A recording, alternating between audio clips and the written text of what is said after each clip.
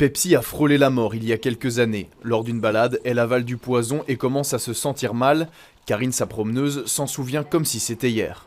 Elle commençait à flancher des hanches et de plus en plus. Puis vers la fin de la promenade, donc on a une promenade d'une heure et demie, là elle a commencé à baver et ne plus pouvoir bouger. Et c'est là où on a vraiment compris qu'il y avait une grosse urgence et qu'on a dû prendre la voiture très rapidement vers chez un vétérinaire. La chienne a encore des séquelles aujourd'hui. Le vétérinaire a dû enlever une partie de ses intestins.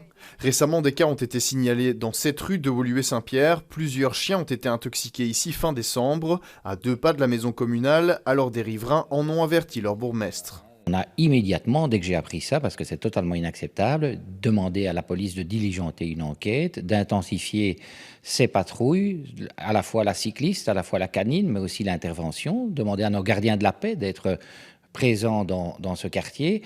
Et moi-même, je vais distribuer une circulaire maintenant demandant aux habitants d'être très vigilants et de nous informer de tout comportement suspect dans ce domaine-là.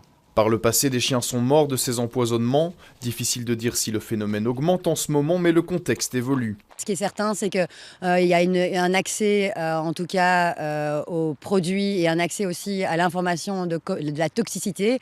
Et donc, effectivement, je pense que c'est plus facile d'empoisonner aujourd'hui un chien quand on est mal intentionné. À Woluwe-Saint-Pierre, les images des caméras de surveillance vont être consultées pour tenter de retrouver les auteurs de ces actes lâches.